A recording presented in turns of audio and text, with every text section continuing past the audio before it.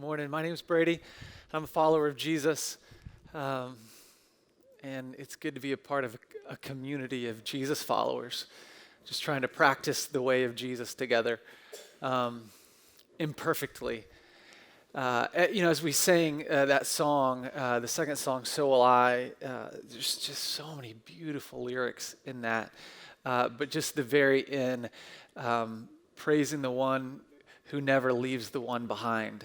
And that imagery comes from Jesus's parable of the Good Shepherd, who's got 100 sheep, and there's only 99 there. And so he leaves the 99 and goes and finds the one. And in our day and age, in our cost-benefit analysis, that's a bad idea. Because something might happen to the 99 when you go look for the one. But that's the way that our God is. He's the God that doesn't leave the one behind. And for me, it speaks so powerfully because so many times in my life, I felt like the one.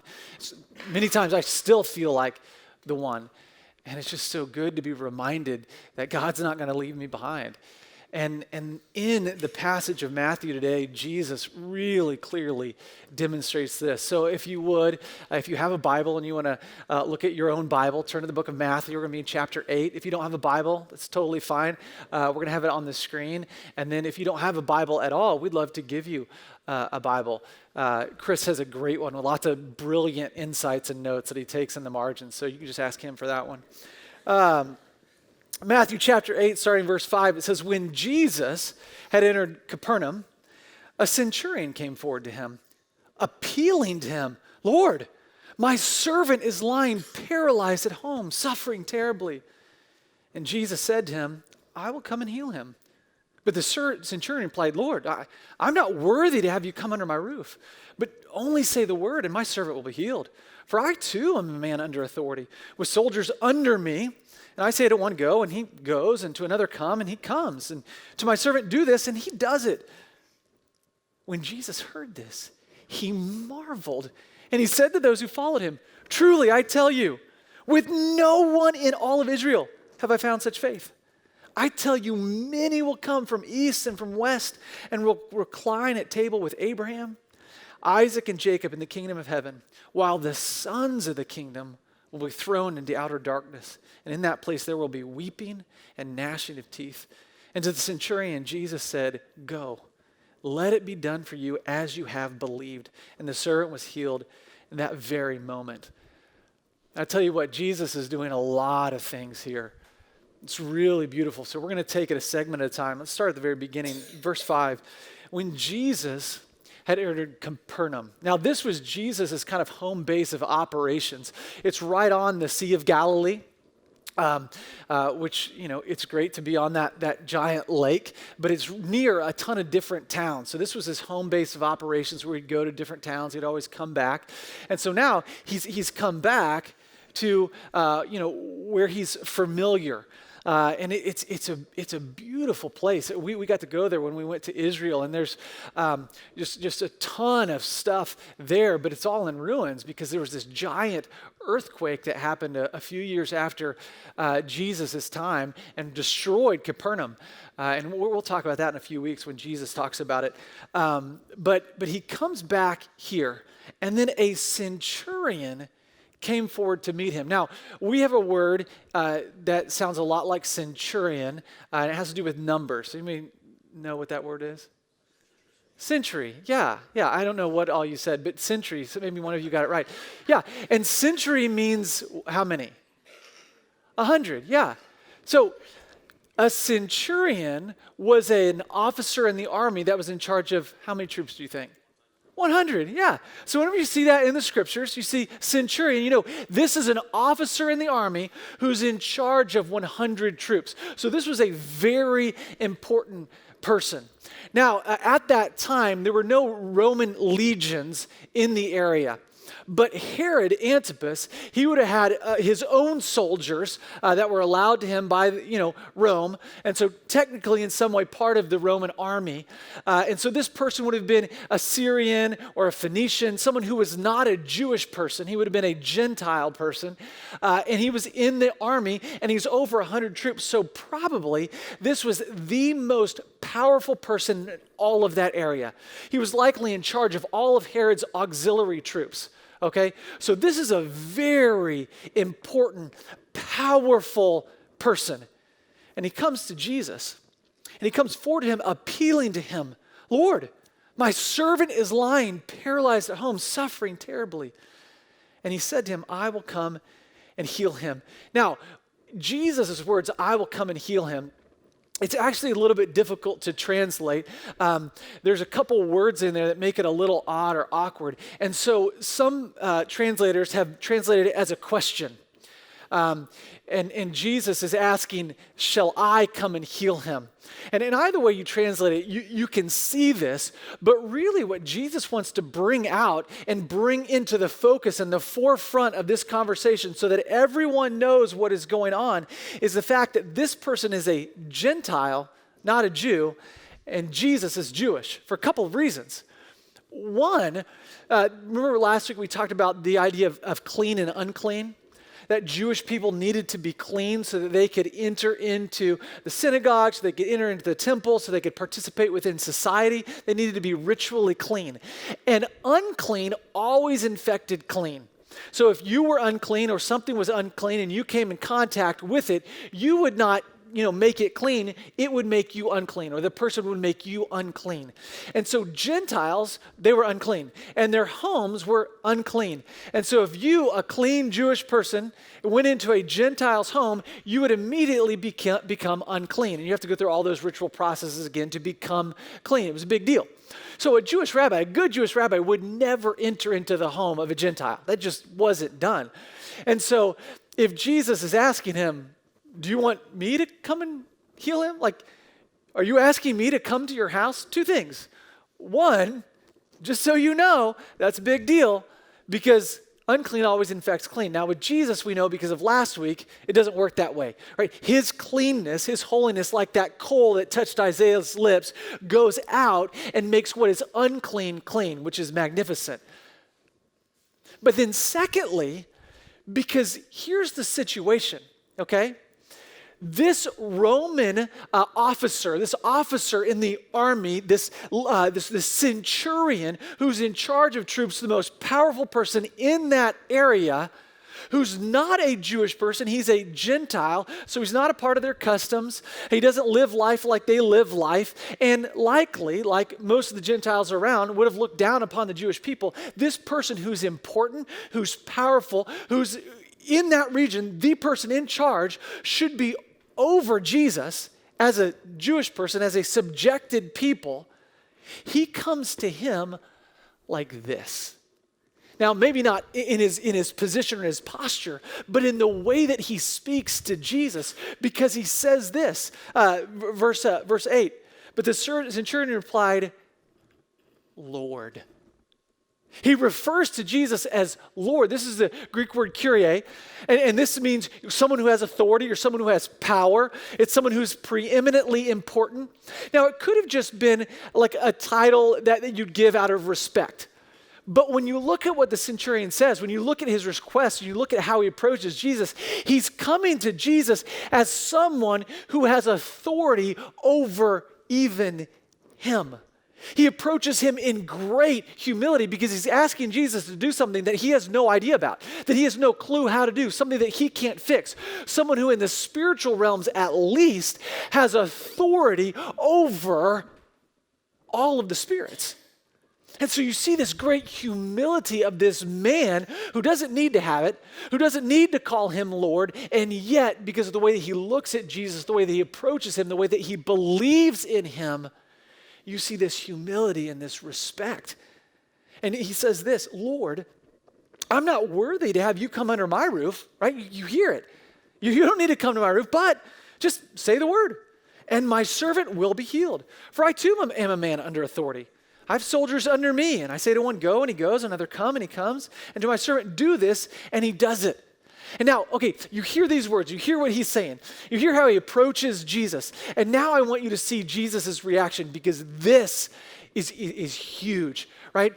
As he listens to this guy, and he hears his approach, as he sees his respect, which, by the way, in our day and age, so important that we hear this piece, the respect piece, because a lot of times in American church culture, we lack that respect, that awe, and that reverence for God, don't we? Now, I think there's some good things that we have done. You know, the way that we design this building, it's not like a cathedral. You don't walk in and you're not like, whoa. And I think there can be some good to that. You know, some good that people can feel welcome. They don't feel excluded or ostracized. But what we can do, oftentimes in the way that we do church, is we can forget and we can miss the awe and the reverence of the God of the universe. And we see in this important person, this powerful person, the proper respect that we should have. In a day and age where we have bobblehead Jesus and we have action figure Jesus and we have t-shirts that say, Jesus is my homeboy, we can learn a little respect, and we need that when we come into contact with the holy God of the universe, right? So Jesus, he sees this. He sees this in this man. He sees this humility, and he sees this faith, this belief, and he reacts this way, and it's amazing. Matthew chapter 8, verse 10. And when Jesus heard this, he marveled. He marveled. It's a Greek word, thumazo. And he was astonished. He was shocked. He couldn't believe his ears, right? When he saw, when he heard, when he experienced this centurion and the way that he came to him and the way that he believed, he was shocked. And he said this to those who followed him, truly I tell you, when no one in Israel have I found such faith. Now, in the book of Matthew, in the entire book of Matthew, the only time Matthew ever uses this Greek word to refer to Jesus' reaction is right here.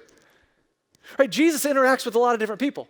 Right? There are people that have different amounts of faith, different levels of faith. They say different things that are correct and things that are false, and people do different things. And never once in the book of Matthew, with any Jewish person, is Jesus amazed. Is he shocked? He can't believe it. This is a big deal. I love the humanity that we see in Jesus. Jesus was 100% God, but also 100% human. And he lived a human existence. And so what we see here is the God of the universe being shocked. Can you imagine? What? I didn't expect this. I can't believe it. The way that you've approached me, the faith that you've demonstrated, this is amazing. In fact, I haven't seen this anywhere in all of Israel. Jesus is shocked. He's amazed by this. And he says this, I tell you, many will come from east and from west and will recline at table with Abraham, Isaac, and Jacob. Abraham, Isaac, and Jacob. These are the Jewish forefathers, right? Even though there's only three. Right? They're the patriarchs of the Jewish religion, the Jewish family. These are the people that God made a promise to. Some of you are just now getting that. It's okay. It happens. Forefathers, right? 4, 3. Yeah. What's happening is these are the people that God made a covenantal promise with Abraham, and then with Isaac, and then with Jacob. He continued to make these covenantal promises to them. And Jesus says there are people from east and west. He's talking about Gentiles that are going to recline at table with the Jewish patriarchs in the kingdom of heaven, while the sons of the kingdom of heaven will be thrown into outer darkness. And in that place there will be weeping and gnashing of teeth. Now I tell you what, I would have loved to have been there in this moment and just looked at the reactions on people's faces. Have you ever been at a wedding where everything's happening and then the bride comes in? Now the thing is, many people look at the groom because they want to see the groom's reaction to the bride, right? They want to see his face, and hopefully he makes a good face, right, at that moment. Not that would be bad. So if you're in the market for a bride, just just have the proper reaction. I want to see the reaction of these people, because what Jesus is doing here, what they would have heard Jesus doing, is Jesus was altering the historical course of salvation. He was altering the history of salvation. Now, he wasn't, but to their ears, to their mindset, to their worldview, their understanding, he would have been altering the history of salvation in the way that he says this. Many from east and west will come and recline at table with Abraham, Isaac, and Jacob. Jesus was entering in what would become the most significant issue in all of Christianity for the entire first 100 years of the church. For 100 years, this issue of Gentile inclusion into the Jewish community, into Christianity, would be the biggest issue in all of the church. This was huge, and Jesus was just going right into it. And these people would have been shocked. Here's what R.T. France says about this.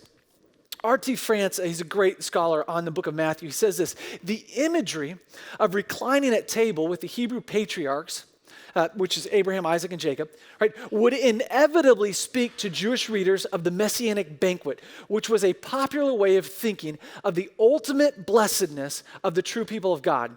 And in popular Jewish thought, it would have been taken for granted that, while every Jew might not prove worthy of a place at the banquet, it would be a Jewish gathering, while non-Jews, Gentiles, would find themselves outside in the darkness to be the people of God, meant for all practical purposes to be Jewish. Now you can imagine the Jewish people, they heard about the banquet in the book of Isaiah, right? And we're going to read this in a second. And originally in Isaiah, it was a banquet for all people, and we'll see that. But over time, the Jewish people had changed the way that they thought about it. And I get it, I understand, because for hundreds of years, they had been brutally oppressed by different Gentile nations, right? Babylon, Persia, the Greeks, the Ptolemies, the Seleucids, Egypt, Rome, right? They had just been oppressed by so many different Gentile nations. And so their theology began to change on their perspective. See, God had chosen the Jewish people to be set apart from the world, but to be for the world. But the Jewish people began to see themselves apart from the world, against the world. And Jesus is trying to right this. So let's look at the book of Isaiah, chapter 25. This is where we're introduced to this messianic banquet. It says this, Isaiah 25, on this mountain, the Lord of hosts will make for all peoples a feast of rich food, a feast of well-aged wine, non-alcoholic, of course, of rich food full of marrow, of aged wine, well-refined. And he will swallow up on this mountain the covering that is cast over all peoples, and the veil that is spread over all nations. He will swallow up death forever, and the Lord God will wipe away tears from all faces, and the reproach of his people he will take away from all of the earth. For the Lord has spoken. And it will be said on this day, behold, this is our God. We have waited for him that he might save us. This is the Lord, we have waited for him. Let us be glad and rejoice in his salvation. Now, this messianic banquet was a big deal. And so many Jewish historians and Jewish writers wrote about this banquet. And many different rabbis would talk about and dialogue about the messianic banquet. And what had happened over time is that it had gone from a banquet for all peoples to a banquet for only Jewish people, and a banquet where the Gentiles were excluded. The Gentiles were in the weeping and gnashing of teeth part, but the Jewish people were a part of this banquet.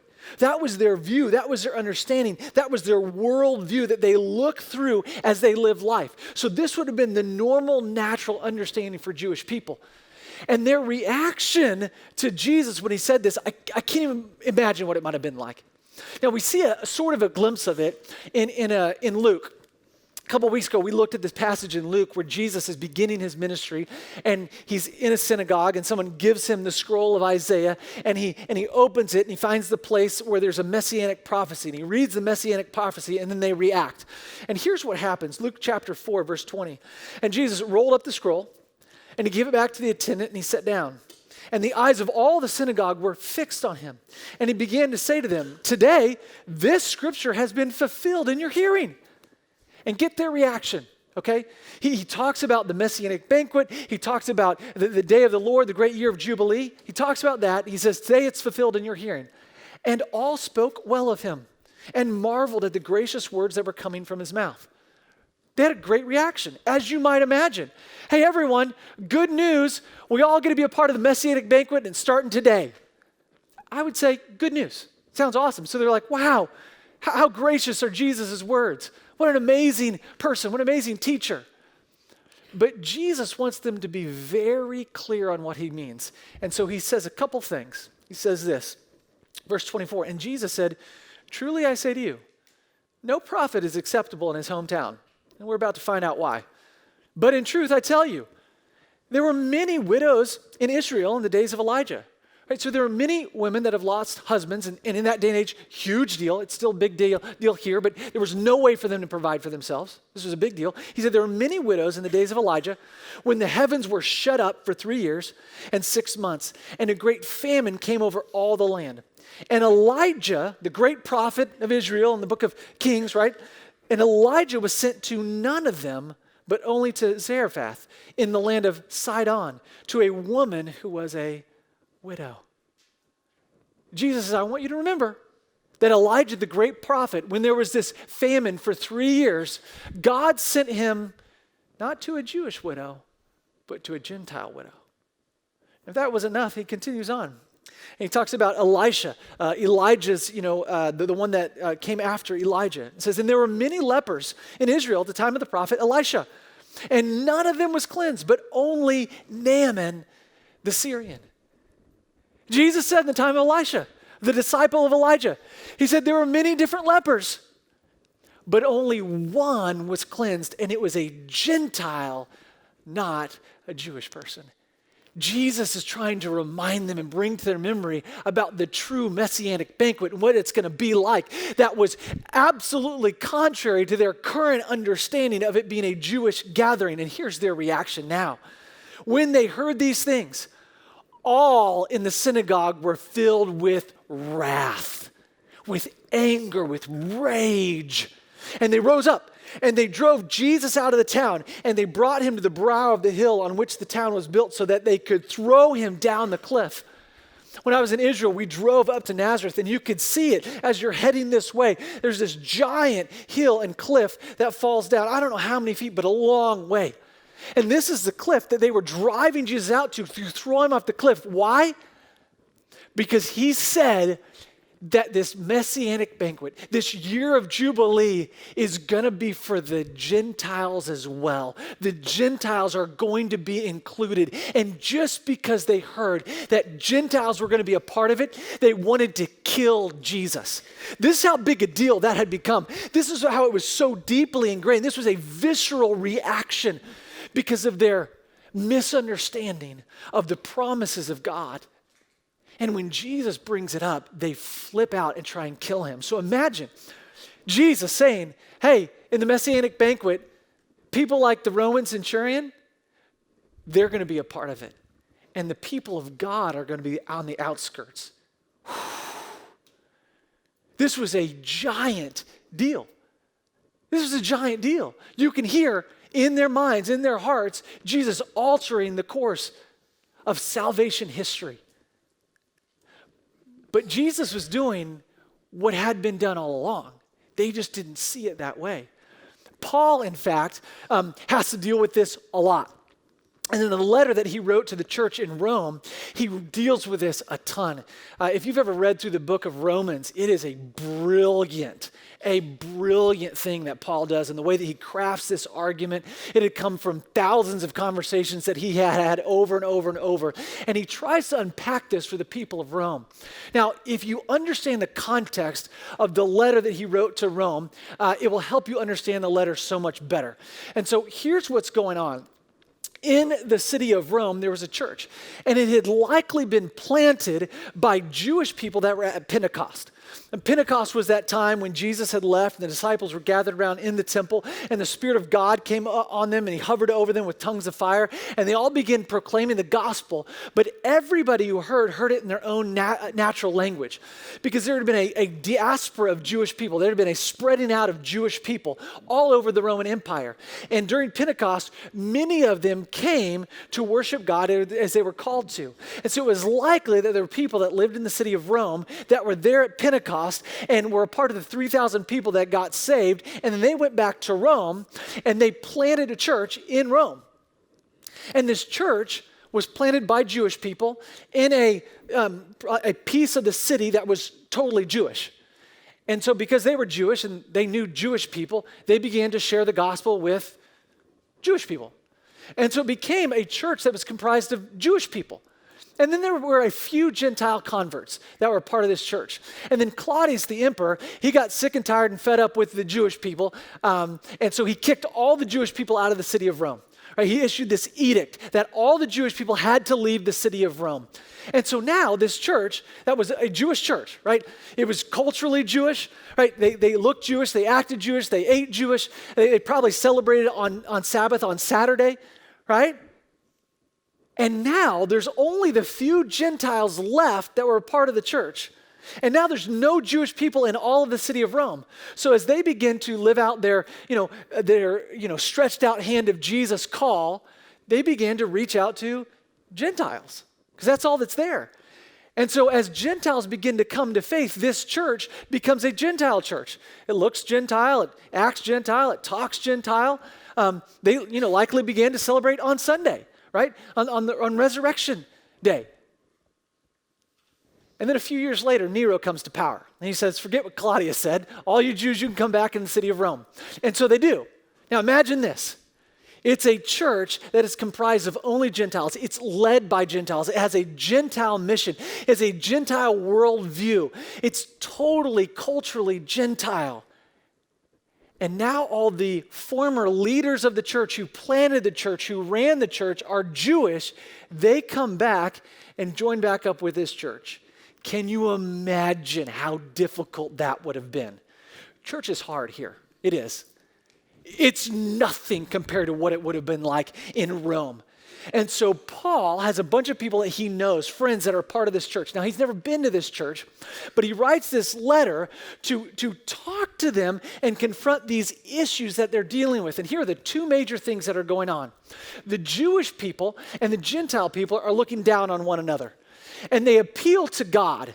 And the Jewish people are saying, if God is faithful, which it says he is in Scripture, then he has to be faithful to the covenant he made with Abraham, with Isaac, and with Jacob, right? He has to be faithful to the Israelites, the family of Abraham, the people that are biologically children of Abraham. He's got to be faithful. And then the Gentiles are saying, no. He's got to be just towards the whole world. He's got to be just towards everyone. He's the God of the entire world, so he's got to be just. And if he's just, then he has to justly punish Israel for rejecting him. Because not only did they have him in the temple and they rejected him, but then they rejected the Messiah, Jesus. So God is just, and so he's going to be just towards all people. And this was this huge conflict. And Paul wrote this letter into this scenario, and he says this, I want you to know I'm not ashamed of the gospel. Why? Because it's the power of God for salvation to the Jews first, but also to the Gentiles. And I'm not ashamed. Why? Because it displays his righteousness, his covenant faithfulness to the Jewish people, and his justice to all people. Paul is saying that in Jesus, God is both faithful to his covenants that he made with the Jewish people and just towards all of creation at the same time. And he takes 11 chapters to brilliantly unpack it. And in chapter 1, he says, hey, Gentiles, just so you know, you're all justly condemned under sin. You're in a boat, and it's sinking, right? And it's justly condemned under sin. And all the Jewish people are like, absolutely. And then he takes a number of chapters to say, oh yeah, Jewish people, you're in that same boat, justly condemned under your own sin. We're all in the exact same boat. We're all sinking because we're all justly condemned under our sin, okay? And he does it in chapter 4, and he talks about Abraham. And here's why we said all of these things. Romans chapter 4, verse 1. Paul says this, what shall we say was gained by Abraham, our forefather, according to the flesh? For if Abraham was justified by works, he's got something to boast about, but not before God.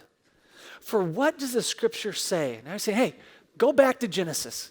Go back to chapter 15. I want you to read. I want you to see, what does Scripture say about Abraham?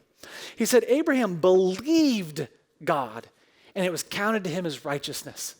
Abraham believed, he had faith in God and his promises, and God said, I'm going to count that as righteousness. He goes on, verse 9, he says, is this blessing then only for the circumcised? That would have been the Jewish people. Is it only for the Jewish people, or is it also for the uncircumcised, the Gentiles?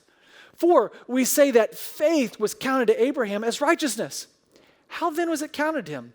Was it before, or was it after he had been circumcised? All right, so now chronology matters.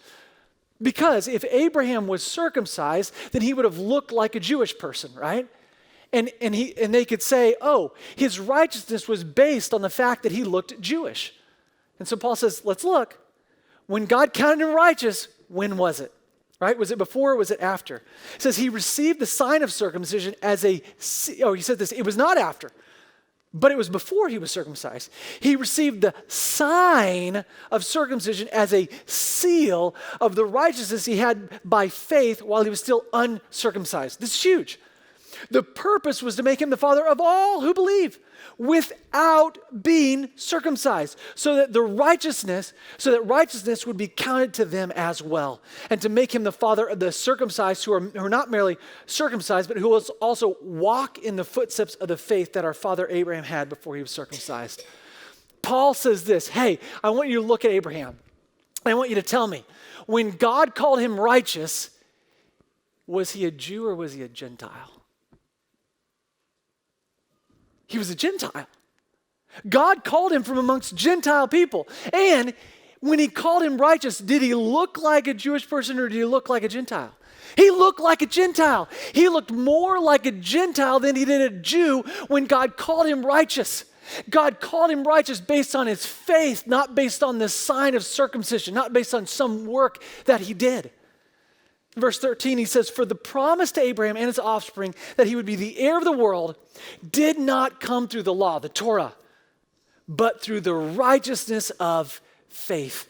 Verse 16, that is why it depends on faith, in order that the promise may rest on grace and be guaranteed to all his offspring, not only to the adherent of the law, which would have been the Jews, but also to the one who shares the faith of Abraham, the Gentiles, who is the father of us all. Basically, what Paul is demonstrating is that the plan all along was that there would be one people of God, not two peoples of God. There would be one people of God, like this tree, and there'd be Jewish branches and there'd be Gentile branches. That we would be together in one family of God. And it wasn't that this was plan B for God. It was plan A for God all along. All along, that we would be chosen, that we would be adopted into his family. Now, what do we do with this? Two major things. And there's two quotes from Frederick Bruner that I think will be helpful for us. He says this, going back to the passage in Matthew, he says, Jesus' meaning, expressed often elsewhere, is that many who think they are comfortably in will be surprised to be out. And many who are thought to be out will be in. And he's taking off of Augustine, who said that many sheep are outside the church and many wolves are within it. Here's what Jesus is doing. He's constantly nudging us out of complacency and entitlement. See, it's so easy for us, particularly in America, to live in a spirit of entitlement. To think that we deserve, that we have earned, that we have lifted ourselves up by our bootstraps and we have done it ourselves. I am a good person and I've worked hard for this. It's so easy to have that air about us. And to look at the rest of the world and say, we really know better than you. And all the other, pockets of Christianity around the world, we know better than you. So we're really going to go out and we're going to go make you like us because we know best. We have a lot of knowledge. We have a lot of things that we've studied, things that we've written. We have the corner share on the market of Christianity and faith, and you need to become like us. And Jesus wants to nudge us out of that and remind us that it's a gift of God's grace freely given to us out of entitlement and complacency and into humility and gratitude. This is huge. This is huge. Second thing, Frederick Bruner says this: all of Jesus' warnings about hell occur in messages to people who believe themselves heirs of the kingdom. Jesus does not preach hell to pagans. He preaches it to those who think themselves believers. Hell is not so much a doctrine to frighten unbelievers as is a doctrine to warn those who think themselves believers. When I lived in Orlando, in downtown Orlando, every Friday and Saturday night, this guy would come into the middle of downtown in this square where it was surrounded by all these bars and clubs. And he would have this box, he'd climb up on this box, and he had this bullhorn. And he would yell at these people, telling them they are going to burn in hell. And we see this happen all the time. So many different people who call themselves Christians will go to different parades, they'll go to different rallies, they'll go to different places where they have deemed these people pagans, and they'll have these signs that have the most horrific things on them, saying God hates them, God is angry at them, they're going to burn in hell. And that's so not Jesus. When Jesus preached hell, and he preached hell, it's important that we come and, we confront the reality, right? That there is eternity apart from God. He preached hell, but he always did it to those who thought they were a part of the kingdom of heaven already. And so we, as followers of Jesus, as his church, every time we read this, we need to make sure we put ourselves in the right place in the parable. Because it's easy to say, I'm the centurion. I have this epic faith. And maybe sometimes, by God's grace, we have some epic faith, and that's great. But we have to remember from whence we came, right? We began as these people who were outside, who were enemies, who were rebels, and we were invited in by God's grace as a free gift that we did nothing for. Jesus is always nudging us out of complacency and entitlement and into gratitude and into humility. And then he ends with this. He says this, Matthew 8:13. And to the centurion, Jesus said, "Go, let it be done for you as you have believed." And the servant was healed at that very moment. Now, we've talked a lot about faith in the last few weeks and how important faith is, and it's so important. Jesus always honors great faith, right? Faith is huge. But a lot of times, what you can hear preached is that if you don't get healed, it's because you didn't have enough faith. And what you see throughout Scripture is that the correlation to faith and the Spirit of God doing supernatural things, it's hazy. It's mysterious. Because even this, Jesus says, let it be done to the centurion, right? As you have believed. And then the centurion was healed. Right? No. Who got healed? The servant got healed. Did the servant have faith? I don't know. We have no idea. We don't even know if the servant knew that the centurion was there appealing to Jesus.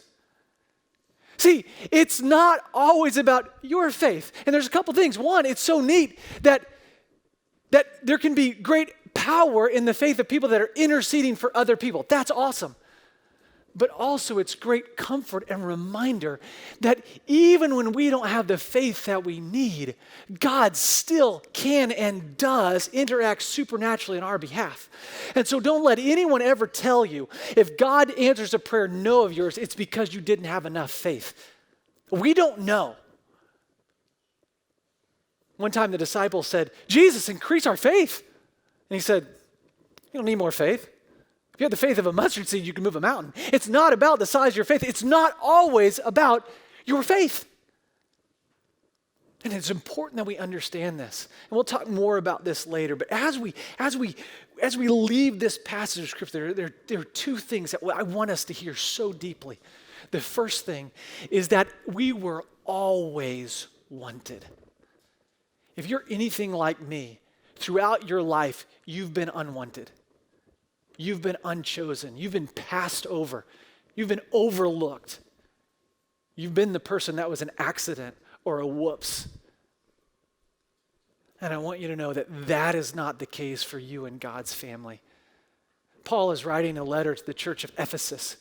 And Ephesus is this city that's built and it has this gigantic hill. And what would happen is a lot of Ephesians, when they didn't want a child because it was disformed or because it was, born out of, wedlock or because it was fill in the blank, they just didn't want this child, they would go bring it up to the top of this hill and they would leave it to die of exposure and to die from animals taking it. And this happened a lot in Ephesus. And Paul is writing to a church in Ephesus filled with people that Christians had come and brought down from the mountain and adopted into their home. They were adopted people, so many adopted people filling the church of Ephesus, people who were rejected by their parents, that weren't wanted and were adopted. And Paul says, I want you to know that you've been adopted into God's family, but it was before the foundations of the world that he wanted you. And so if you're here and you've ever felt or you continue to feel unwanted, I want you to know that the God of the universe wants you. And he's always wanted you. He's always loved you. You're wanted. And then secondly, to remember that it's a free gift of God's grace, not based on anything that we've done. Because when you begin to live for a while with a gift, you begin to think that you deserved it. You begin to think that it's owed to you.